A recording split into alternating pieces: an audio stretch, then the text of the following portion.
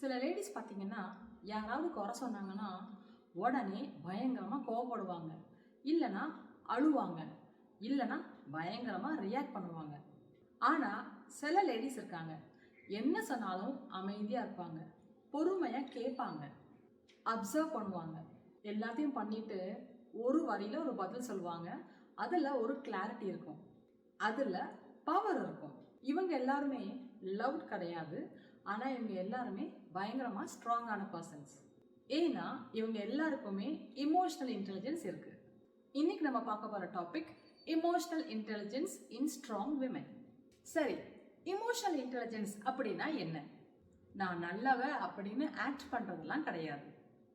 நான் என்ன ஃபீல் பண்ணுறேன் அப்படின்னு தெரிஞ்சுக்கிறது, அடுத்தவங்க என்ன ஃபீல் பண்ணுறாங்க, அவங்க ஏன் அப்படி நடந்துக்கிறாங்க அப்படின்னு புரிஞ்சுக்கிறது, என் இமோஷன்ஸ் எப்படிப்பட்டதாக இருந்தாலும் அதை கரெக்டாக ஹேண்டில் பண்ண தெரிகிறது, எந்த ஒரு சிச்சுவேஷன்ஸ்க்கும் ரியாக்ட் பண்ணாமல் ரெஸ்பாண்ட் பண்ணுறது, இதுதான் இமோஷனல் இன்டெலிஜென்ஸ். 1980s வரைக்கும் மனுஷங்க ஐக்யூ, இன்டெலிஜென்ஸ் கோஷன்ஸ், அதாவது நம்மளோட அறிவு, அது எவ்வளோவுக்கு எவ்வளோ ஒரு மனிதனுக்கு நிறைய இருக்கோ அவ்வளோவுக்கு எவ்வளோ அவன் வாழ்க்கையில முன்னேறலாம், சாதிக்கலாம், அவன் தான் சர்வே ஆஃப் த ஃபிட்டஸ்ட்ல வருவான் அப்படின்னு நம்பிட்டு இருந்தாங்க. ஆனால் 80s தான் கண்டுபிடிக்கிறாங்க, ஐக்யூ போக இக்யூ அப்படின்னு ஒன்று இருக்கு அப்படின்னு கண்டுபிடிக்கிறாங்க. இமோஷனல் கோஷியன்ட் அப்படின்னு அதோட பேர், which is emotional intelligence. IQ இருந்தால் மட்டும் பத்தாது, ஒரு மனுஷனுக்கு இக்யூ, அவன் இமோஷன்ஸை ஹேண்டில் பண்ணுறதுக்கும் தெரிஞ்சிருக்கணும். அதெல்லாம் தெரிஞ்ச மனுஷன் மட்டும்தான் வாழ்க்கையில் உருப்பட முடியும், வாழ்க்கையில் முன்னேற முடியும் அப்படிங்கிறத கண்டுபிடிச்சாங்க. எக்ஸாம்பிளுக்கு என்னையே எடுத்தீங்கன்னா, என் வாழ்க்கையை திரும்பி பார்த்தேன் அப்படின்னா இக்யூ 0, கொஞ்சம் கூட எதுவுமே இல்லாமல் இருந்த ஒரு ஆள் தான் நான். யார் என்ன சொன்னாலும் உடனே பயங்கரமாக ரியாக்ட் பண்ணுவேன், கோவப்படுவேன், கத்துவேன், அழுவேன், இப்படியெல்லாம் இருந்தால்தான் நானுமே. அதுக்கப்புறம் வாழ்க்கையில் படிப்படியாக நான் ஒவ்வொன்றா கற்றுக்கிட்டு இக்யூ அப்படிங்கிற விஷயத்த ஒரு 8 வருஷத்துக்கு முன்னாடி தான் நான் கேள்வியே பட்டனே. அதுக்கப்புறம் அதை எப்படி இம்ப்ளிமெண்ட் பண்ணணும்னு சொல்லிட்டு மைண்டில் ப்ராக்டிஸ் பண்ணி இன்னைக்கு என்னோட இக்யூவை நான் அவ்வளோ ஸ்ட்ராங்காக ஆக்கி வச்சுருக்கேன். என்னால் என் இக்யூவை பில்ட் பண்ண முடியும் அப்படின்னா எல்லா உமனாலையும், ஏன் எல்லா மேனாலையும் கூட இதை பண்ண முடியும். சரி, இமோஷனல் இன்டெலிஜென்ஸ் ஒரு உமனுக்கு முக்கியமாக ஏன் இருக்கணும்? ஒரு ஆஃபீஸில் ஒரு மீட்டிங்கில் ஒரு உமனை பயங்கரமாக கிரிட்டிசைஸ் பண்ணி பேசுகிறாங்கன்னு வச்சுக்கோங்களேன். 2 சாய்ஸ் இப்போ அந்த உமனுக்கு இருக்குது. ஒன்று, உடனே ரியாக்ட் பண்ணி நீங்கள் எப்படி அப்படி பேசலாம், நான் அப்படி பண்ணலை, இப்படி அப்படின்னு என்னலாமோ, அவங்க என்ன பண்ணதுக்கு நான் திரும்ப ஒரு பதிலடி கொடுக்குறேன்னு என்னலாமோ பண்ணலாமா. ஆனால் இமோஷனல் இன்டெலிஜென்ட் உமன் என்ன பண்ணுவாங்க அப்படின்னா, அமைதியாக ஃபஸ்ட்டு லிசன் பண்ணுவாங்க. ஃபர்ஸ்ட் ஸ்டெப் பில்ட் பண்ணுறதுக்கு லிசனிங் தான். அவங்க நம்மளை கிரிட்டிசைஸ் பண்ணுறாங்க, என்ன சொல்கிறாங்க, என்ன பாயிண்ட், கருத்துக்கள் என்ன எடுத்து வைக்கிறாங்க, என்னை பற்றி சொல்கிறது உண்மையா பொய்யா அப்படிங்கிறத ஃபஸ்ட்டு காது கொடுத்து கேட்பாங்க. கேட்டுட்டு அதை அனலைஸ் பண்ணுவாங்க, ப்ராசஸ் பண்ணுவாங்க. இது எல்லாத்துக்குமே ஒரு டைம் எடுக்குமா, அங்கே ஓடிக்கிட்டே இருக்குமா, ஒரு பாசம் ஓடிக்கிட்டே இருக்குமா, அந்த டைமில் தான் அவங்க ரியாக்ட் பண்ணாமல் ஹோல்டு பண்ணுற டைம். இவங்க பேசுனதெல்லாம் பொறுமையாக கேட்டுட்டு அதுக்கப்புறம் பொறுமையாக பதில் சொல்லுவாங்க. அப்போ பதில் சொல்லலையா, அதுக்கப்புறம் வீட்டில் போயிட்டு ஒரு இமெயிலாக கூட அவங்களால ஒரு பதில் சொல்ல முடியும். இந்த மாதிரி சொல்கிறதுக்கு பேர் தான் ரெஸ்பான்ஸ். ஸோ இப்போ இதில் என்ன டிஃப்ரென்ஸ்ன்னு பார்த்தீங்கன்னா, அந்த டைம்லேயே அவங்க ரியாக்ட் பண்ணி பதில், நம்ம எப்படி சொல்லுவோம் பதில், அவங்க நம்ம கிரிட்டிசைஸ் பண்ணுறாங்கன்னா நம்ம டிஃபென்சிவ் மோடில் தானே போவோம். பயங்கர ஃப்ளோவாக நம்ம அப்படியே அட்டாக் மோடில் நம்ம பேசும்போது என்ன ஆகும்னா, எல்லாரும் மூலையும் நம்ம நல்லா தெரிய மாட்டோம். We lose power. அவங்களுக்கு என்ன வேணுமோ அதை நம்ம கொடுத்துட்டோம், அவங்கள நம்ம வின் பண்ண வச்சுட்டோம். அதை செய்கிறதுக்கு பதிலாக நம்ம அமைதியாக இருந்தோம், ஆன்சர் பண்ணோம், பொறுமையை காத்தோம் அப்படின்னு சொன்னால் அதுக்கு பேர் gaining power. So you want to lose power are you want to gain power அப்படிங்கிறத பொறுத்து தான் ரியாக்ட் பண்ணணுமா இல்லை ரெஸ்பாண்ட் பண்ணணுமா அப்படிங்கிறத நம்ம முடிவு பண்ணணும். அடுத்தது, self awareness creates stability. Emotional இன்டெலிஜென்ஸை பில்ட் பண்ணணும்னா ஃபர்ஸ்ட் ஸ்டெப் நாம் செல்ஃப் அவேர்னஸோடு நடந்துக்கணும். வாட் இஸ் செல்ஃப் அவேர்னஸ் அப்படின்னா, நம்ம மைண்டுக்குள்ளே ஒன்று ஓடும், ஒன்று நடக்கும், அதை முதல்ல நம்ம அவேர்னஸோடு இருக்கணும். ஃபார் எக்ஸாம்பிள், நான் ஏன் இப்போ இந்த சிச்சுவேஷனுக்கு கோவப்பட்டேன்னு நம்மளை கேள்வி கேட்கணும். இங்கே பிரச்சனை இப்போ இருக்கிறது என்ன தெரியுமா, ஒவ்வொரு டைம்லையும் இது ஒரு டிஸ்ட்ராக்ஷன் வேர்ல்டு இல்லையா? ஸோ இந்த பிரச்சனை நடந்தோடனே இந்த பிரச்சனையை பற்றி அந்த ஆள்கிட்ட போய் பேசுறது, இது பிரச்சனை முடிஞ்சோடனே வீட்டுக்கு போகிறது, சமைக்கிறது அப்படின்னு நெக்ஸ்ட்னு போகும்போது நான் ஏன் இதை பண்ணேன், இதை நான் எப்படி ஹேண்டில் பண்ணியிருக்கலாம் அப்படின்னு உள்ள ஒரு கேள்வி கேட்கறதுக்கு ஒரு பாஸ், ஒரு சைலன்ஸ் ஒரு மனுஷனுக்கு கண்டிப்பாக தேவைப்படும். இன்னைக்கு இருக்கிற மக்கள் அதை கொடுக்கறதே கிடையாது. ஏன்னா சுற்றி நாய்ஸ் இருக்கும் போது நாம் அதில் ஓடிக்கிட்டே இருப்போம், அதில் அப்படியே மூவ் ஆன் ஆயிடுவோம். ஃப்ரீயாக இருக்கிறோமா டக்குன்னு என்ன பண்ணுவாங்க, எல்லாருமே ஃபோன் எடுப்பாங்க. It's a distraction. ஃப்ரீயாக இருந்தால் எதுவுமே எடுக்காதீங்க, யார்கிட்டையும் பேசாதீங்க, அமைதியாக இருக்கலாம். இருந்து இன்னைக்கு நடந்ததை செல்ஃப் ரிஃப்ளெக்ட் பண்ணி பார்க்கணும். செல்ஃப் ரிஃப்ளெக்ஷன் அதோட வார்த்தை. இன்னைக்கு நான் ஏன் இது இப்படி பண்ணேன், என் குழந்தை அப்படி பேசும்போது நம்ம ஏன் கோவப்பட்டோம், அதை நம்ம இப்படி கூட சமாளிச்சிருக்கலாமே அப்படின்னு நம்ம நமக்குள்ளேயே பேச ஆரம்பிக்கணும். Self talk. இந்த செல்ஃப் அவேர்னஸ், செல்ஃப் டாக் எல்லாமே இந்த செல்ஃப்னு வரும் இல்லையா சைக்காலஜியில், அந்த வார்த்தைகள் எல்லாமே நம்ம இம்ப்ளிமெண்ட் பண்ண ஆரம்பித்தோம் அப்படின்னா நம்ம எல்லாராலையுமே செல்ஃப் அவேராக இருக்க முடியும். ஸோ ஃபஸ்ட்டு நம்மளோட பேட்டர்ன்ஸை நம்ம கண்டுபிடிக்கணும். ஃபார் எக்ஸாம்பிள், எங்கள் மாமியார் கூட நான் சேர்ந்து பேசும்போது எல்லாமே எனக்கு பயங்கர இரிட்டேட் ஆகுது, நான் கோவப்படுறேன் அப்படின்னா இதில் என் பேட்டர்ன் என்ன, இந்த பர்டிகுலர் பர்சன் வரும்போதெல்லாம் நான் ட்ரிகர் ஆகிறேன், என் இமோஷன்ஸை என்னால் ஹேண்டில் பண்ண முடியல. அப்போ இங்கே பேட்டர்ன் என்ன, இந்த பர்சன் ஐடென்டிஃபை பண்ணியாச்சு. அடுத்தது பார்த்தீங்கன்னா இந்த விஷயத்தை நான் ஹேண்டில் பண்ணும் போதெல்லாம், ஃபார் எக்ஸாம்பிள் என் குழந்தையோட ஹோம்ஒர்க்கு நான் உட்காடுறேன், இது ஒரு சிச்சுவேஷன், இந்த இடத்துல உட்காரும் போதெல்லாம் நான் பொறுமை இழந்துடுறேன், அப்போ எனக்கு கோபம் வருது. ஓகே, அப்போ ஹோம்ஒர்க் பண்ணும் போதெல்லாம், இது இங்கே ஆள் இல்லை, ஹோம்ஒர்க் பண்ணும் போதெல்லாம் நான் பயங்கரமாக இரிட்டேட் ஆகிறேன், என் இமோஷன்ஸை என்னால் ஹேண்டில் பண்ண முடியலங்கிறத நம்ம கண்டுபிடிக்கிறோம். இது ஒரு பேட்டர்ன். ஸோ எங்கெங்கெல்லாம் நான் இரிட்டேட் ஆவேன், சில பேர்ல நானே டைம் கொஞ்சம் ஒரு நிமிஷம் லேட்டானா கூட எனக்குலாம் பயங்கரமாக இரிட்டேட் ஆகும். ஓகேயா? அப்போ நான் யார் இங்கே அப்படின்னா டைமுக்கு இம்பார்ட்டன்ஸ் கொடுக்குற ஆள். யாராவது ஒருத்தர் டைமை தவறி வந்தாங்கன்னா எனக்கு கோபம் வரும் அப்படிங்கிறது என்னோட பேட்டர்ன். ஸோ ஃபஸ்ட்டு நம்மளோட பேட்டர்ன்ஸை நம்ம கண்டுபிடிக்கணும். எதெல்லாம் என்னை இரிட்டேட் பண்ணும், என்னை ட்ரிகர் பண்ணும், எதெல்லாம் என்னோட இமோஷன்ஸை என்னை கையில் வச்சுக்க முடியாதுங்கிறத ஃபஸ்ட்டு நம்ம கண்டுபிடிக்கணும். இமோஷனலி இன்டெலிஜென்ட்டாக இருக்கக்கூடிய உமன் எந்த விதமான வேலிடேஷனுக்குமே டிபெண்ட்டாக இருக்கவே மாட்டாங்க. சில விமன் பாருங்களேன், இன்ஸ்டாகிராமில் இப்போ ஒரு ஸ்டோரி போடுறாங்கன்னு வச்சுக்கோங்க, அப்பப்போ ஃபோன் எடுத்து பார்த்துக்கிட்டே இருப்பாங்க, எத்தனை லைக்ஸ் போட்டிருக்காங்க, யார் லைக்ஸ் போட்டிருக்காங்க அப்படின்னு செக் பண்ணிக்கிட்டே இருப்பாங்க. ஏன் செக் பண்ணுறாங்க, நான் ஒரு போஸ்ட் போடுறேன், சுற்றி இருக்கிற ஒரு சொசைட்டி பீப்புள் எனக்கு ஒரு validation saying hey it is very nice, oh இந்த ட்ரெஸ் நல்லா இல்லை அப்படிங்கிற ஒரு ஆன்சர் அங்கேருந்து வருதில்ல, ஒரு ரெஸ்பான்ஸ், அது எனக்கு பிடிச்சிருக்கு, அது இருந்தால் தான் நான் ஹாப்பியாக இருப்பேன் அப்படின்னு சொல்லிட்டு அதுக்காக ஓடிக்கிட்டே இருப்பாங்க. அந்த வேலிடேஷன் இருக்கணும். உன் ட்ரெஸ் அழகாக இருந்தது, ஓ இத்தனை லைக்ஸ் மீன்ஸ் அந்த வார்த்தையை பாருங்களேன். ஃபேஸ்புக்லலாம் எப்படி வச்சுருக்காங்கன்னா லைக், இன்ஸ்டாகிராமில் என்ன பண்ணுறாங்கன்னா ஒரு ஹார்ட் லைக். ஏன்னா அந்த like as a human being I want to be like, அது இருக்கும் தானே. அது ஆனால் அடுத்தவங்க நிறைய பேர் என்ன லைக் பண்ணாதான் நான் சரி அப்படிங்கிறது தான் அங்கே தவறு. யாருமே நான் லைக் பண்ணலனா கூட நான் சரிதான், நான் நல்லவதான் அப்படிங்கிற நம்பிக்கை எப்போ வரும்னா, நான் நல்லவன்னு நான் நம்பினாதான் அது வரும். இல்லாட்டி அவங்க அந்த எக்ஸ்டர்னல் வேலிடேஷன் நோக்கி போய்கிட்டே இருப்பாங்க. இது ஒரு இமோஷனலி இன்டெலிஜென்டான உமன் இருக்காங்கன்னு வச்சுக்கோங்களேன், அவங்க இன்ஸ்டாகிராமில் ஒரு போஸ்ட்லாம் போடுவாங்க, போட்டுட்டு மூவ் ஆன் பண்ணிடுவாங்க, அவங்க வேலையை பார்க்க போயிடுவாங்க. ஏன்னா இந்த ஒரு பைசாக்கு கூட பிரயோஜனம் இல்லாத இந்த லைக்கை வச்சு நான் என்ன பண்ண போகிறேன், லைக் போடுறாங்க போட்டுட்டு போகிறாங்க, they don't like it, it's okay, the like me it's okay, who CARES அப்படின்னு சொல்லிட்டு அத்தனையும் அவங்க விட்டுட்டு அவங்க வேலையை பார்க்க போயிடுவாங்க.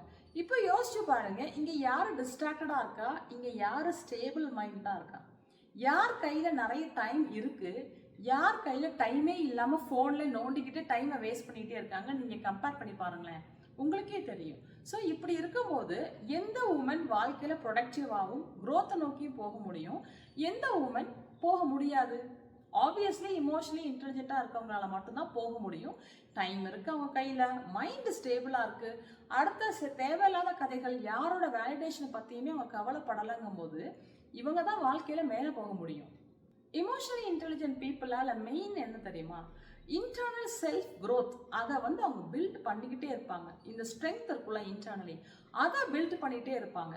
அடுத்தவங்களோட இந்த நாய்ஸ், அடுத்தவங்களோட இந்த இது எல்லாத்தையுமே ஷட் பண்ணிட்டு with them, with inside mind, அப்படி தான் அவங்க ஒர்க் பண்ணிகிட்டே இருப்பாங்க. அதனால தான் அவங்க இமோஷனலி பயங்கர ஸ்ட்ராங்காக இருக்காங்க. இமோஷனலி இன்டெலிஜென்ட் விமன் என்ன பண்ணுவாங்க, எந்த விதமான ஒரு டிஸ்கம்ஃபர்டான சுச்சுவேஷனையும் நல்லாவே ஹேண்டில் பண்ணுவாங்க. ஃபார் எக்ஸாம்பிள், ஒரு உமன் இருக்காங்க, அவங்கள வந்து எல்லாருமே டிஸ்ரெஸ்பெக்ட் பண்ணுறாங்க, இக்னோர் பண்ணுறாங்கன்னு வச்சுப்போமே. அப்போ அது ஆஸ் அ ஹியூமன் பீயிங் அவங்களுக்கு ஹர்ட் ஆகல. ஏன் யாருக்குமே என்னை பிடிக்கல, என்கிட்ட யாருமே பேசலை, ஆஃபீஸில் வந்து என்னை லஞ்சுக்கு என் கூட யாருமே உட்காரலன்னு தோணும் தானே. அப்போ அவங்க என்ன பண்ணுவாங்க, யூஸ்வலாக எல்லா உமனுமே உட்காந்து அழுவாங்க, யாருக்காவது ஃபோன் அடித்து புலம்புவாங்க, பாரு இப்படி ஆயிடுச்சு அப்படி ஆயிடுச்சுன்னு புலம்புவாங்க. ஓவர் திங்கிங் ஓடிக்கிட்டே இருக்கும். இதனால் இருக்குமோ, அதனால இருக்குமோ, யாருக்குமே எனக்கு பிடிக்கலையே, அப்போ என்ன ஆகும், ஒரு ஓவர் திங்கிங் கண்டினியூஸாக இங்கே ஒரு சவுண்ட் ஒன்று ஓடிக்கிட்டே இருக்கும். இதை வந்து அவங்களுக்கு ஹேண்டில் பண்ணவே தெரியாது. இது வந்து உங்களை மென்டலி ரொம்ப ரொம்ப டவுன் ஆகும். இது இமோஷனலி ஸ்ட்ராங்காக இருக்கிற விமன் என்ன பண்ணுவாங்க, எஸ் எல்லாரும் இப்போ என்னை இக்னோர் பண்ணிட்டாங்க, என் கூட லஞ்சுக்கு யாருமே சாப்பிட உட்காரல, எனக்கு அது ஹர்ட் ஆகுது, ஆகும், கண்டிப்பாக ஆகும், ஆகாமலாம் யாருக்குமே இருக்காது, கண்டிப்பாக ஆகுது. Yes I feel uncomfortable, yes I feel hurt, இது எல்லாமே இருக்கு. இது எல்லாமே இருந்தால் கூட பரவாயில்ல, பார்த்துக்கலாம், வெயிட் பண்ணலாம். இன்னைக்கு நான் லஞ்ச் சாப்பிடல என் கூட அப்படிங்கிறதுக்காக நாளைக்கும் என் கூட யாரும் சாப்பிட மாட்டாங்கன்னு நான் எதை வச்சு முடிவுக்கு வரேன்? நம்ம ஏன் அவ்வளோ யோசிக்கணும்? இன்னைக்கு எல்லாருக்கும் ஏதாவது வேலையாக இருந்துக்கலாம், அதனால என் கூட வராமல் இருந்துக்கலாம். It's okay, we will wait, பார்க்கலாம். நாளைக்கு அது கண்டினியூ ஆகுதுன்னா நம்ம அப்புறம் யோசிக்கலாம் அப்படின்னு அந்த டிஸ்கம்ஃபர்ட் சுச்சுவேஷனை ஹேண்டில் பண்ணுவாங்க. எப்படி? Self talk. அந்த ஓவர் திங்கிங் லூப்லஸ் வைன்னு எங்கேயோ ஓடுது இல்லையா, அதை அப்படி ஓட விடாம பிடிச்சி ஏன் கண்ட்ரோலில் வச்சு, இல்லை இப்படிதான் இருக்கணும்னு அவசியம் இல்லை, அது இப்படி கூட இருக்கலாமே அப்படின்னு சொல்லி தனக்குள்ள பேசி பேசி ஓடுற மைண்டை அப்படியே ஹேண்டில் பண்ணி கரெக்டாக வச்சுப்பாங்க. ஸோ இவங்களுக்கும் ஹர்ட் ஆகும், வலிக்கும், எல்லாமே இருக்கும். அதையும் மீறி அவங்க அதை ஹேண்டில் பண்ணி ஹோல்ட் பண்ணும்போது அவங்க அங்கே ரியாக்ட் பண்ண வேண்டிய அவசியம் வராது.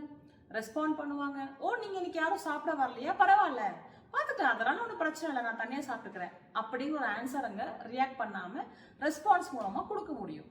இதே இது ஓவர் திங்க் பண்ண பொண்ணா என்ன பண்ணுவாங்க, ஆமாம் ஆமாம் நீங்களாம் ஏன் கூட உட்காந்து சாப்பிடுவீங்களா, நீங்களாம் அங்கே தானே போய் சாப்பிடுவீங்க, உங்களுக்கு தான் அவ்வளோதானே பிடிக்கும், இப்படி என்னத்தையாவது ஒன்று பேசும்போது யூ லூஸ் யுவர் ரெஸ்பெக்ட். யாருக்குமே நம்மளை பிடிக்காது. இந்த வே வி பிஹேவ்னு ஒன்று இருக்குல்ல, அது வந்து நல்லா இருக்காது பார்க்க, முக்கியமாக ஒரு ஆஃபீஸ் என்விரான்மெண்ட்டில். அப்போது நம்மளோட இமோஷனல் இன்டெலிஜென்ஸ் எவ்வளோ இம்பார்ட்டண்ட் நீங்கள் யோசிச்சு பாருங்கள். இமோஷனலி இன்டெலிஜென்ட் விமன் எல்லாத்தையுமே பர்சனலி எடுத்துக்கவே மாட்டாங்க. இது வந்து உண்மையிலேயே நான் கற்றுக்கிட்டது தான். நான் சொன்னேன் இல்லையா, நானுமே இமோஷனல் இன்டெலிஜென்ட்டாக இல்லாமல் ரொம்ப மோசமாக ட்ரிகர் ஆகும் எனக்குலாம் பயங்கரமாக, அப்படிலாம் தான் இருந்தே நான் சொன்னேன் இல்லையா. அப்போ வந்து ஒரு 4 years முன்னாடி இங்கே மெக்சிகோவில் எனக்கு ஒரு ஃப்ரெண்ட் இருக்காங்க. She's a CEO of a company. பயங்கர அறிவு. நான் அவங்க கிட்ட தான் நிறைய கற்றுப்பேன். நாங்கள் 2 பேரும் பேசும்போதெல்லாம் எனக்கு நிறைய டிப்ஸ் கொடுப்பாங்க, இதை நீங்கள் இப்படி பண்ணலாம் அப்படி பண்ணலான்னு சொல்லிட்டு. நான் இன்னைக்கு இம்ப்ரூவ் ஆனதுக்கு, இன்றைக்கி ஒரு யூடியூப் சேனலில் உங்களுக்குலாம் சொல்கிற அளவுக்கு வந்ததுக்கு காரணம் அவங்களும் தான். ஸோ அவங்க ஒரு நாள் எங்கிட்ட பேசிகிட்டு இருக்கும்போது நான் சொன்னேன், ஸ்கூலில் ஒரு ஈவெண்ட்ஸ் நடந்தது, இன்டர்நேஷ்னல் மதர்ஸ் மட்டுமே வரணும், அவங்க ட்ரெஸ் போட்டு. அப்போ இன்டர்நேஷ்னல் மதர்ஸ் எத்தனை பேர் இருப்பாங்க, ஒரு 10-15 பேர் இருப்பாங்களா மேக்ஸிமம், அத்தனை தான் அம்மாக்களே. இப்போ நானும் அவங்க போயிருக்கேன். எங்கள் எல்லாரையும் ஃபோட்டோ எடுத்திருக்காங்க, என்னையும் சிங்கிள் ஃபோட்டோ எல்லாமே எடுத்திருக்காங்க. எல்லாரையுமே single photo to post for each country. அந்த ஒவ்வொரு நாளும் ஒவ்வொரு ஃபோட்டோ இன்ஸ்டாகிராமில் ஸ்கூல்லேருந்து போஸ்ட் போடுறாங்க. ஆனால் என் ஃபோட்டோ மட்டும் வரவே இல்லை. ஓகே, அப்போ நான் என் ஃப்ரெண்டுக்கிட்ட நான் சொல்கிறேன், எல்லா ஃபோட்டோவும் போடுறாங்க, என் ஃபோட்டோ மட்டும் போடலை, I think they don't like me, அவங்க இப்படி தான் எப்போவுமே என்னை இக்னோர் பண்ணுவாங்க, என் பசங்களையும் ஸ்கூலில் இக்னோர் பண்ணுவாங்க அப்படின்னு நான் புலம்பிகிட்டு இருக்கேன். ஏன் நம்ம தான் இமோஷனலி இன்டெலிஜென்ட்டாக ஸ்ட்ராங்காக தான் இல்லையே அப்படின்னு புலம்பிகிட்டு இருக்கும்போது அவங்க சொன்னாங்க, நீங்கள் எல்லாத்தையுமே பர்சனலி எடுத்துக்காதீங்க அப்படின்னு சொல்லிட்டு அவங்க சொல்கிறாங்க, இது இப்படி தான் இருக்கணும்னு அவசியம் இல்லையே, உங்களுக்கு பிடிக்கலை அதனால தான் இன்ஸ்டாகிராமில் உங்கள் ஃபோட்டோவை போடலைன்னு இருக்கணும்னு அவசியம் இல்லை. மேபி அந்த ஃபோட்டோ எடுத்தப்போ நீங்கள் வாயை ஒழுங்காக வச்சுட்டு ஒழுங்காக வைக்காமல் இருந்துருக்கலாம், இந்த சைடில் எங்கேயோ பார்த்துட்டு இருக்கலாம், அந்த ஃபோட்டோ நல்லா வராமல் இருந்துருக்கலாம். உங்கள் ஃபோட்டோவை போடுவாங்களா? போட மாட்டாங்க தானே. அதனால கூட உங்கள் ஃபோட்டோ போடப்படாமல் இருந்துக்கலாம், நீங்கள் எடுத்துக்கலாமே. You don't know the real reason. ஆனால் கூட உன் மைண்டு ஆமாம் ஆமாம் அவங்களுக்கு என்ன பிடிக்கலன்னு ஒரு ரீசனை கொடுத்து முடிவுக்கு வந்துடும் உன் மைண்டு. அப்படி பண்ண வேண்டாமே, இப்படியா கூட இருக்கலாமே அப்படின்னு ஒரு லைன் சொன்னாங்க. அந்த லைன் எனக்கு ரொம்ப ஸ்ட்ரைக் ஆச்சு. ஆமாம் இல்லை கரெக்டு, நாம் ஏன் அப்பெல்லாம் யோசிக்கிறோம் அப்படின்னு சொல்லிட்டு நான் யோசித்து ஒரு ஃபியூ டேஸ் கழிச்சு, அதாவது மொத்தம் ஒரு 15 அம்மா ஃபோட்டோ எடுத்தாங்கன்னா கடைசியாக 15வது நாள் தான் என் ஃபோட்டோ போட்டாங்க. ஆனால் என் மைண்ட் ஒரு 4வது நாள் என் ஃபோட்டோ போடலைங்கும் போது எப்படிலாம் யோசிக்க ஆரம்பிச்சுட்டு பார்த்துக்கிட்டிங்களா? ஏன்னா பர்சனலி எடுத்துக்கிட்டேன். அந்த ஹர்ட் வாட் எவர் ஹேப்பன்ஸ் இல்லையா, அதை பர்சனலி நீ உங்களுக்கு என்ன அப்படின்னு எடுத்துக்கிறது.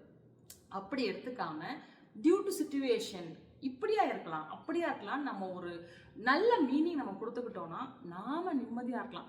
நாம ரியாக்ட் பண்ண மாட்டோம். இது எல்லாமே என்னோட வாழ்க்கை அனுபவத்துல நான் சொல்றதுதான். ஸோ நீங்க இமோஷனலி ஸ்ட்ராங்கா ஆகணும்னா இந்த மைண்ட்ல ஓவர் திங்கிங் ஒரு லூப்னு ஒன்று ஓடும்போது ஒரு விஷயம் நீங்க யோசிச்சுக்கோங்க.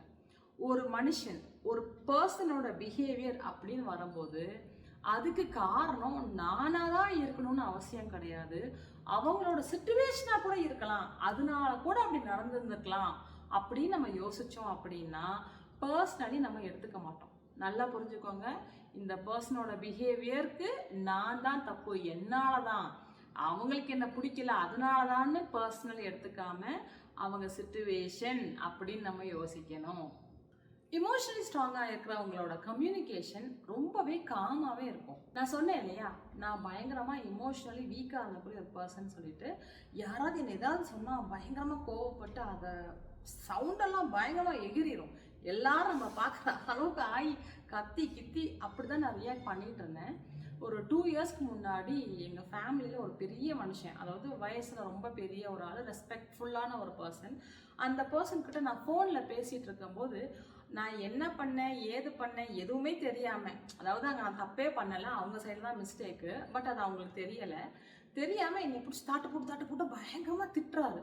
திட்டினவுடனே எனக்கு அழுக வருது, எனக்கு ஹர்ட் ஆகுது. அந்த நிமிஷத்தை நான் என் மைண்டுக்குள்ள நான் பேசுகிறேன், இல்லை நீ ஹோல்ட் ஆன் பண்ணி wait, let him finish, wait. அவர் கத்தி முடிக்கிறாரு. முடித்த உடனே நான் சொல்கிறேன் இந்த மாதிரி, இல்லை ஒரு நிமிஷம்னு சொல்லிட்டு இந்த நடந்ததை எக்ஸ்பிளைன் பண்ணுறேன். என் சைடில் நீ இப்போ சொல்லுங்கள், என் சைடில் ஏதாவது தவறு இருக்கா? ஓ அப்படியாம்மா, ஆமாம் இல்லை, அப்போ இது எதுவுமே தெரியாமல் நீங்கள் எப்படி என்னை இவ்வளோ கற்றுனீங்க? இல்லைம்மா அது அப்படி எப்படின்னு அகெயின் ஹி வாஸ் லைக், அவங்க ஒத்துக்க மாட்டாங்க இல்லை, இந்த ஈகோ இடிக்கும் இல்லையா, திட்டுறாங்க. நான் உடனே சொல்கிறேன், இங்கே பாருங்கள், என்ன நடந்துச்சுன்னே தெரியாமல் நீங்கள் என்ன பேசக்கூடாது, சரியா? இந்த இடத்துல உங்கள் பையனை வேற யாராவது பேசினா நீங்கள் ஒத்துட்டு இருந்துருப்பீங்களா? இல்லை தானே, கரெக்டா? அப்போ நீங்கள் என்ன மட்டும் எப்படி பேசலாம்? ஏன்னா நான் உமன் தானே, என்ன வேணாலும் பேசலாம். சாரி, இதெல்லாம் எனக்கு பிடிக்காதுங்க, இந்த மாதிரிலாம் நீங்கள் இனிமேல் என்ன பேசக்கூடாது, எனக்கு I am not okay. So when I said that, அவர் அப்படியே அமைதியாயிட்டாரு. அதுக்கு மேலே அவர் ஒன்றுமே பேசலை, சரியா? இப்போ நான் பேசும்போது பாருங்க, அவரை திட்டுற மாதிரியோ ஆங்காரமாவோ அதிகாரமாவோ எதுவுமே இருக்காது. Tone is very very important. நம்ம ரெஸ்பாண்ட் பண்ணும்போது அதுக்கு பேர் தான் காமா ஆன்சர் பண்ணுறது. நம்ம டோன் ரொம்ப கீழே இருக்கணும். டோன் இங்கேருந்து வரணும். ஆன்னு கத்துனோம்னா இங்கேருந்து சவுண்ட் வருதா, இங்கேருந்து நம்ம டோன் வந்தது அப்படின்னா நம்ம பேசுறது ரொம்ப பவர்ஃபுல்லாகவும் காமாகவும் இருக்கும். அப்புறம் பேசும்போது டு த பாயிண்ட் பேசணும். வல்லன்னு பேசினோம்னா நம்ம சொல்ல வர பாயிண்ட் அங்கே டைல்யூட் ஆகிடும். அப்பவும் நாம சொல்றது அவங்களுக்கு ரீச் ஆகாது. நம்ம இமோஷனலி ஸ்ட்ராங்காக அவங்களுக்கு தெரிய மாட்டோம்.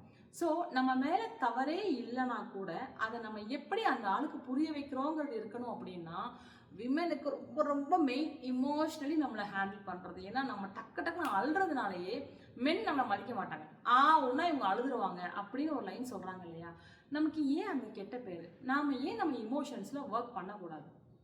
இமோஷ்னலி இன்டெலிஜென்ட் விமன் பவுண்ட்ரிஸை செட் பண்ணுவாங்க, ஆனால் கொஞ்சம் கூட கில்ட்டே இருக்காது. ஏன்னா நான் பண்ணது சரிதானே, இதுக்கு நான் ஏன் கில்ட் ஆகணும், இதை நீங்கள் புரிஞ்சுக்கணும் அப்படிங்கிற ஒரு இதில் அவங்க இருப்பாங்க. இதுக்கு பேரும் பயங்கரமான ஒரு steady mind set. For example, நான் என் ஹஸ்பண்ட் கிட்டலாம் பார்த்தீங்கன்னா அவங்க ஆஃபீஸில் வரும்போது கேட்பாங்க, இன்னைக்கு என்ன பண்ணேன் வீட்டில் அப்படின்னு கேட்பாங்க. நானும் முன்னாடி சொல்லிக்கிட்டே இருந்தேன், இதை பண்ணேன், இங்கே போனேன், அங்கே போனேன், இதை செஞ்சேன், எல்லாம் சொல்லிகிட்டே இருந்தேன். தென் ஐ அண்டர்ஸ்டுட் எல்லா நாளும் இட்ஸ் சேம் ஸ்டோரி. பிள்ளைய ஸ்கூலில் பிக்கப் பண்ணுறதும் சமைக்கிறதும் it's same story. So I understood எதுக்கு நம்ம திரும்ப திரும்ப அதையே பேசுகிறோம், எனக்கு அது பிடிக்கலை. I want to set a boundary. நான் உடனே சொல்கிறேன், ஏம்மா இங்கே பாருங்கள், என்கிட்ட இனிமேல் நீங்கள் என்ன பண்ணேன்னு கேட்காதீங்க. I don't want to say because it's a lot of story repetitions which எனக்கு அது பிடிக்கவே இல்லை. அதனால how was your day, just one question. I'm going to say நல்லா இருந்துச்சு, நல்லா இல்லை. நல்லா இருந்துச்சு அதுக்கு பதில் சொல்லணும்னு தோணுச்சுன்னா ஐம் கோயிங் டு சே வாய். நல்லா இல்லைன்னா I'm going to say what happen, ஏன் நல்லா இல்லை. அதோடு முடிச்சுக்கலாமே, அளவாக பேசிக்கலாமே, ஏன் இந்த வளன்னு பேசணும் அப்படின்னு ஒரு பவுண்டரி செட் பண்ணுறேன். அதை அவங்க இன்னும் வரைக்கும் ஃபாலோ பண்ணுறாங்க. என்னை ஏன் என்ன ஏதுன்னு கேட்கவே மாட்டாங்க. ஆனால் இந்த பவுண்டரி நம்ம செட் பண்ணிட்டோமே, ஐயோ ஹஸ்பண்ட் நம்ம நன்மைக்காக தானே கேட்டார், ஒரு அன்பில் தானே கேட்டாங்க, நீ என்ன பண்ண அப்படின்னு சொல்லிட்டு அதை கூட நம்ம புரிஞ்சுக்காம இப்படிலாம் சொல்லிட்டோமோ அப்படிங்கிற ஒரு மைண்டில் ஒன்று ஓடுறது இருக்கவே கூடாது. அந்த கில்ட் இருக்கவே கூடாது. எனக்கு அது சரின்னு படலை, அதனால நான் சொன்னேன். இதில் கில்ட் ஆகிறதுக்கு என்ன இருக்குது அப்படின்னு ஸ்ட்ராங்காக அந்த சுச்சுவேஷன்லேருந்து நமக்கு மூவ் ஆன் பண்ண தெரியணும். ஆனால் இங்கே விமன் நிறைய பேருக்கு அந்த கில்ட்டு ஓடிக்கிட்டே இருக்கும். ஐயோ நம்ம சொன்னதுனால அவங்க தப்பாக நினச்சிருப்பாங்களோ, ஐயோ இவங்க நெக்ஸ்ட் டைம் நம்மகிட்ட பேசாமல் போயிடுவாங்களோ, இப்படி ஒன்று ஓடிக்கிட்டே இருக்கும். அப்போது நம்ம பீப்புள் ப்ளீஸர்னு அர்த்தம். அடுத்தவங்கள நம்ம ப்ளீஸ் பண்ணணும், இல்லாட்டி அவங்க நம்மளை பிடிக்காம போயிருமே, இப்படி ஆயிருமே அப்படி ஆயிருமே அப்படின்னு அர்த்தம். அப்படி நம்ம இருக்கக்கூடாது. ஏன்னா வாழ்க்கையில் எல்லாரையும் நம்மளால் ப்ளீஸ் பண்ணவே முடியாது. ஒரு திருடனை நீங்கள் ப்ளீஸ் பண்ணணும்னா நீங்களும் திருடணும். திருட ரெடியாக இருப்பீங்களா? இல்லை. அப்போ திருடங்கிட்ட கெட்ட பேர் வாங்க தானே செய்யணும். நீங்கள் நல்லவே இல்லைங்கிற பேரை வாங்கினா தானே திருடாமல் இருக்க முடியும், ரைட்டா? இப்போ நம்ம நல்ல மனிதர்களாக இருக்கணும்னா ஒரு திருடனையோ கொலகாரனையோ நம்ம ப்ளீஸ் பண்ண முடியாது இல்லையா? அதே மாதிரி நம்ம சுற்றி இருக்கவங்கக்கிட்டையும் எல்லா பர்சனாலிட்டியையும் நம்மளால் ப்ளீஸ் பண்ண முடியாது. அது ப்ராக்டிக்கலி சாத்தியமே இல்லை. அப்படி இருக்கும்போது நாம் ஏன் கில்ட் ஆகணும் அப்படிங்கிறத யோசிக்கணும். இமோஷனலி இன்டெலிஜென்ட்டாக இருக்கக்கூடிய விமனால் அடுத்த பீப்புளை டீப்பாக ரீட் பண்ண முடியும். ஃபார் எக்ஸாம்பிள், இப்போது இமோஷனலி இன்டெலிஜென்ட்டாக இல்லாத ஒரு உமன் வச்சுக்கோங்களேன். இப்போது அவங்க ஒரு மேன் ஒருத்தரை அவங்க லவ் பண்ணுறாங்கன்னு வச்சுப்போம். அந்த பையன் வந்து நான் உனக்காக இதை செய்வேன் அதை செய்வேன், நான் 10 மணிக்கு வரோன்னா 10 மணிக்கு வந்துடுவேன் இப்படின்னு எல்லாமே அந்த பையன் பேசுகிறா அப்படின்னு வச்சுக்கோங்க. இமோஷனலி இன்டெலிஜென்ட்டாக இல்லாத ஒரு கேர்ள் என்ன பண்ணுவாங்க, நம்பிடுவாங்க. நம்பட்டும். அடுத்த நாள் லேட்டாக வராங்க, 10:30. ஃபோன் அடிச்சுட்டு என்ன 10 மணிக்கு வரேன்னு சொன்னேன், 10:30 ஆளை காணுமேனா, இதோ நான் ஸ்பென்சர் சிக்னலில் இருக்கேன் அப்படின்னு சொல்லுவாங்க. சரி ஏதோ லேட்டு. ஒவ்வொரு வாட்டியும் இதே சொல்லுவாங்க. அது என்ன எல்லா டைம்லையும் ஸ்பென்சர் சிக்னல் தான் கரெக்டாக இருக்க முடியும்? அப்போ அங்கே ஒரு சந்தேகம் வரணும்ல, ரைட்டா? சந்தேகம் வரணும். அப்போது இவன் ஒன்று சொல்கிறான் ஆனால் செயலில் இல்லை. அதாவது for a man, for a good person மெயினாக அவங்க சொல்கிற வார்த்தைகளும் அவங்க செயலும் மேட்ச் ஆகணும். இதை தயவு செஞ்சு எல்லாருமே புரிஞ்சுக்கோங்க. சில பேர் வாயிலேயே எல்லாம் சொல்லுவாங்க ஆனால் செயலில் ஒன்றுமே இருக்காது. ஸோ இந்த வேர்ட்ஸை நம்ம நம்பிக்கிட்டு இதுதான் ரியாலிட்டி அப்படின்னு நம்ம இருக்கிறோன்னா இமோஷ்னலி நம்ம ஸ்ட்ராங் இல்லை அப்படின்னு அர்த்தம். எங்கள் வீட்டில் எங்கள் அப்பா இறந்தப்போ எங்கள் அம்மாவுக்கு நிறைய பேர் ஃபோன் அடித்து, சென்னையிலேருந்துலாம் ஃபோன் வரும்ல, இந்த துஷ்டி கேட்பாங்கல்ல, அதெல்லாம் கேட்கும்போது நாங்கள் இருக்கோம்னு எல்லாருமே சொன்னாங்க. எங்கள் அம்மா அதை அப்படியே நம்பிட்டாங்க. சே பாவம் ஃபோன் அடிச்சு நான் இருக்கோம்லாம் சொன்னான் அப்படிலாம் எல்லாமே எங்கள் அம்மா அப்படியே உச்சி குளிர்ந்துட்டாங்க. சரியா? ஆனால் ரியாலிட்டியில் எங்கள் அப்பா இறந்து நாளாக எங்கள் அம்மாவை யாருமே வந்து பார்க்கல. இதுதான் ரியல் வேர்ல்டு. நான் இருக்கேன் அப்படின்னு சொன்ன ஆட்கள் எங்கே போனாங்க? இதுதான் ரியல் வேர்ல்டு. இது சரி தப்பு அப்படிங்கிறத வரல, நான் சொல்ல வரல அவங்கெல்லாம் தப்பான பீப்புள், அப்படி கிடையாது. நான் என்ன சொல்கிறேன்னா, அப்படி ஒரு வேர்ட்ஸை நம்ம கேட்கும் போது we should be aware of அவங்க சொல்கிறாங்க. அவங்க வந்து இப்போ இருக்கிற நிலைமையில துஷ்டிக்காக அவங்க சொல்லுவாங்க. இந்த டசன்ட் மீன் நமக்கு ஏதாவது ஒன்றுனா அவங்க சென்னையிலேருந்து ஓடி வந்துடுவாங்க. Not necessary. ஏன்னா அவங்களுக்கு அவங்க பர்சனல் லைஃப் இருக்குங்கிற அவேர்னஸ் நமக்கு இருக்கணும். ஏன்னா நம்மளோட எமோஷன்ஸை நம்ம தான் ஹேண்டில் பண்ணணும். எனக்கு ஒரு பிரச்சனையா அதை நான் தான் ஹேண்டில் பண்ணணும். அவங்க சொல்லிட்டாங்கிறதுக்காக அவங்க செய்யணுங்கிற அவசியம் இல்லை. அவங்க செய்யாத பட்சத்தில் நீ சொன்னியே செஞ்சியான்னு நம்ம கேட்கணும், சண்டை போடணுங்கிற அவசியமும் இல்லை. ஏன்னா நான் சொன்ன மாதிரி அது அவங்களோட சிச்சுவேஷனாக கூட இருக்கலாமே. that doesn't mean they don't love me. அப்படிலாம் இருக்கு இல்லையா? இவ்வளோ யோசனைகள் நம்ம பண்ணணும். அந்த ஃபால்ஸ் வேர்ட்ஸ் அதுக்கு நம்ம அப்படியே விழுந்துட்டு wow this person is for me அப்படின்னு நம்ம நம்பக்கூடாது. அந்த பர்சன் சொல்கிறாங்களா, ஓகே குட். செயலை இல்லையா, ஓகே குட். அப்போ செயலை இல்லையே நான் என்ன பண்ணுறதுன்னா நானே என்னை பார்த்துக்கணும். அதுக்கு இமோஷனலி நான் ஸ்ட்ராங்காக இருக்கணும், நான் ஸ்டேபிளாக இருக்கணும். ஏன்னா ஒரு ஆள் செய்வாங்கன்னு நான் நம்புகிறேன், ஆனால் செய்யலைங்கும் போது டப்புனு அந்த சுச்சுவேஷனை நான் ஹேண்டில் பண்ண வேண்டிய ஒரு ஒரு ஒரு அன்பிரடிக்டபிளான ஒரு சுச்சுவேஷன்ஸ் லைஃப்பில் வரும்போது டப்புன்னு நம்ம மாறி அந்த இடத்த முடிக்கணும். அப்படிங்கும்போது இமோஷ்னலி ஸ்டேபிளாக இருந்தால் தான் வாழ்க்கை நம்மளை எப்படி கீழே தள்ளி விட்டாலும், யாருமே இல்லாமல் தனியாக ஆக்கினாலும் நம்மளால் பொழைக்க முடியும். பேசிக்கலி இந்த சேனல் நான் ஆரம்பித்ததே விமென் எப்படி பொழைக்கணும் அப்படின்னு சொல்கிறதுக்காகத்தான். அதில் இது ரொம்ப ரொம்ப முக்கியமான ஒரு பாயிண்ட். இமோஷனலி இன்டெலிஜென்ட்டாக இருக்கிறவங்க எப்போவுமே ஈகோவை விட பீஸ், அமைதியை தான் சூஸ் பண்ணுவாங்க. ஒரு சண்டை வருது, ஒரு ஆள்கிட்ட ஒரு ஆர்கியூமெண்ட் வருதுன்னு வச்சுக்கோங்களேன். இந்த இடத்துல எனக்கு 2 சாய்ஸ் இருக்கும். ஒன்று, நான் இங்கே ஆர்கியூ பண்ணி நான் தான் சரி அப்படின்னு நான் ப்ரூவ் பண்ணுறது. இன்னொன்று, எஸ் யூ ஆர் ரைட், நீங்கள் பேசுங்க அப்படின்னு சொல்லிட்டு மூவ் ஆன் பண்ணோம்னா நமக்கு மன நிம்மதி. அந்த ஆள் நினைக்கும், பத்தியா ஒன்றுமே பேசாமல் நான் போடல அப்படியே அமைதியாக கிளம்பிட்டா இடத்த விட்டு அப்படிலாம் அவங்க நினைப்பாங்க. Let them think. இங்கிலீஷில் ஒரு லைன் இருக்குது, let the pool be a pool, let them B fools அப்படிங்கிறது நம்ம யோசிச்சுட்டு அந்த இடத்த விட்டு கிளம்பி போக தெரியணும். பீஸை சூஸ் பண்ணி. யானை பறக்கும் அப்படின்னு சொல்கிறவங்க கிட்ட போய் நம்ம ஆர்கியூ பண்ணோன்னா அங்கே நாம தான் முட்டாள். யானை பறக்கும்னு சொல்கிறவங்கள்ட்ட ஆமாம் யானை பறக்கும், யூ ஆர் ரைட் அப்படின்னு சொல்லிட்டு நமக்கு போனோன்னா பீஸை சூஸ் பண்ண முடியும். இது இமோஷனலி இன்டெலிஜென்ட்டாக இல்லாதவங்களுக்கு வராது. அவங்க என்ன பண்ணுவாங்கன்னா, அந்த ஆர்கியூமெண்ட்டை வின் பண்ணணும் அப்படிங்கிறதுக்காக அவங்க ஈகோ அங்கே ட்ரிகர் ஆகிடும் இல்லையா, அதுக்காக அவங்க அதை சொல்லிக்கிட்டே இருப்பாங்க, ட்ரை பண்ணுவாங்க ப்ரூவ் பண்ணுறதுக்காக. திரும்ப திரும்ப பேசுவாங்க. நீ எப்படி என்ன அப்படி பேசுவ, இந்தா சொல்கிறான் பாரு அப்படின்னு ஒன்று பேசிக்கிட்டே இருப்பாங்க. இது இட் ஷோஸ் இமோஷ்னலி நம்ம ஸ்டேபிளே இல்லை அப்படிங்கிறது. அது நம்மளை ப்ரொஜெக்ட் பண்ணுற விதமும் நல்லாவே இருக்காது. ஸோ ஃபைனலி ஸ்ட்ராங் உமன் அப்படின்னா யாருன்னா இமோஷனலி இன்டெலிஜென்ட்டாக இருக்கிறவங்க. ஸோ இந்த விமன் எப்படி இருப்பாங்க, எல்லாத்துக்கும் ரியாக்ட் பண்ண மாட்டாங்க, எல்லாரையும் இம்ப்ரெஸ் பண்ண மாட்டாங்க. அவங்க தங்களை தானே நல்லாவே ஹேண்டில் பண்ணிப்பாங்க. அதனால் அவங்க பேசாமல் இருந்தாலே ரெஸ்பெக்ட் தானாகவே அவங்கள சேரும். இவங்க எந்த விதமான எஃபர்ட்டும் பெருசாக போட வேண்டிய அவசியமே இருக்காது. அந்த அளவுக்கு அவங்க ஒரு பவர்ஃபுல்லான பர்சனாக தெரிய ஆரம்பிச்சிருவாங்க, கமாண்டிங்காகவும் இருக்க ஆரம்பிச்சிடுவாங்க. இதோட இந்த டாபிக் முடியுது. ஐ ஹோப் உங்கள் எல்லாருக்கும் இது புரிஞ்சிருக்கும்னு. I am Annie, your psychologist and image consultant. இதில் ஏதாவது சந்தேகம் இருந்ததுன்னா கீழே கமெண்ட் செக்ஷனில் கேளுங்க. இல்லை நீங்கள் ஸ்ட்ராங் உமன் அப்படின்னாலுமே கீழே ஸ்ட்ராங் உமன் அப்படின்னு ஒரு கமெண்ட்டை போடுங்க. லெட் மீ சி எத்தனை ஸ்ட்ராங் உமன் நான் பார்க்குறேன் அப்படின்னு.